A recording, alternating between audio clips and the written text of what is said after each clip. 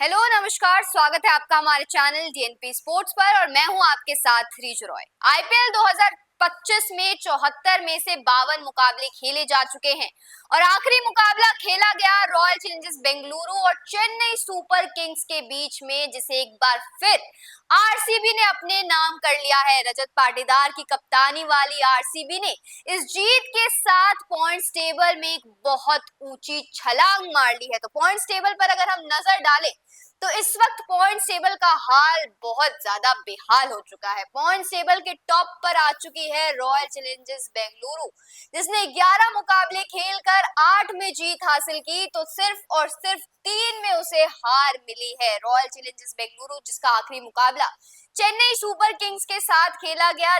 Royal Challengers Bengaluru और Chennai super Kings के बीच जब चेपॉक में खेला गया था मुकाबला, तब भी आरसीबी ने इतिहास रचते हुए पूरे 17 साल बाद चेन्नई सुपर किंग्स को चेन्नई के ही मैदान पे हराया था और इस बार फिर रॉयल चैलेंजर्स बेंगलुरु ने चेन्नई सुपर किंग्स को हरा दिया है और टॉप पर पॉइंट्स टेबल पे आ गई है। 11 मुकाबले खेलकर 8 में जीत हासिल की, तो सिर्फ और सिर्फ 3 में हार का सामना करना पड़ा और इसके साथ रॉयल चैलेंजर्स बेंगलुरु के पॉइंट्स बनते हैं 16 और लास्ट 5 मैचों पर अगर आप नजर डालेंगे तो लास्ट के 4 मैच जीत कर आ रही है और सिर्फ एक मुकाबला रॉयल चैलेंजर्स बेंगलुरु ने गंवाया है।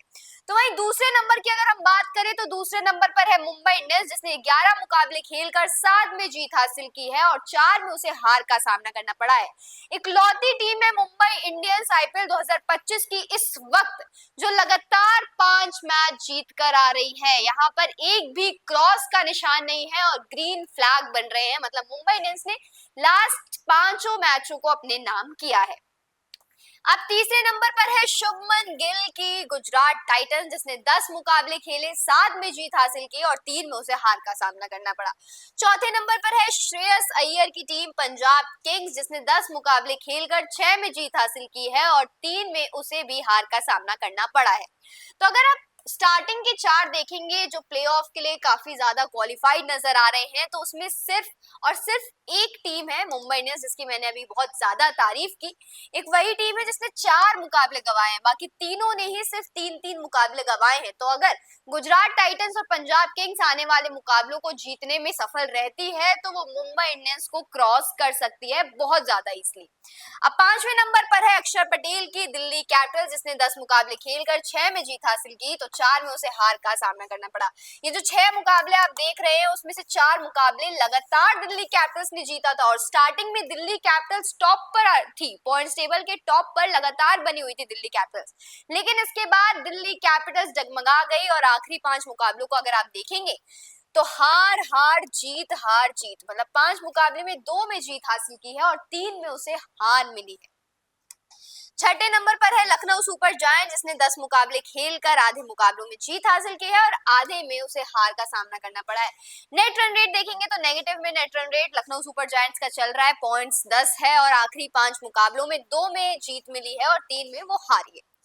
अब 7वें नंबर पर है defending champion Kolkata night Riders, जिसने 10 मुकाबले खेलकर 4 में जीत हासिल की है और 5 में उसने हार का सामना किया है। पॉइंट्स इसके साथ उसके पास 9 पॉइंट्स होते हैं। ये 9 पॉइंट इसलिए क्योंकि कोलकाता नाइट राइडर्स और पंजाब किंग्स के बीच जो मुकाबला खेला गया था, एक्चुअली वो खेला नहीं गया था क्योंकि वो बारिश की वजह से धुल गया था। जब कोलकाता नाइट राइडर्स मैदान पर आई तो सिर्फ 7 रन के बाद बारिश शुरू हो गई, जिसके वजह से मैच बेनतीजा रहा और यही दो लौती टीम है जिसके आपको पॉइंट्स ऑड नंबर में नजर आ रहे होंगे।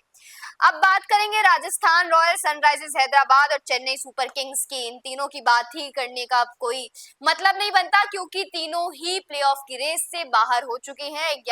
राजस्थान रॉयल्स ने 11 मुकाबले खेलकर 3 में जीत हासिल की है, तो 8 में उसे हार का सामना करना पड़ा है।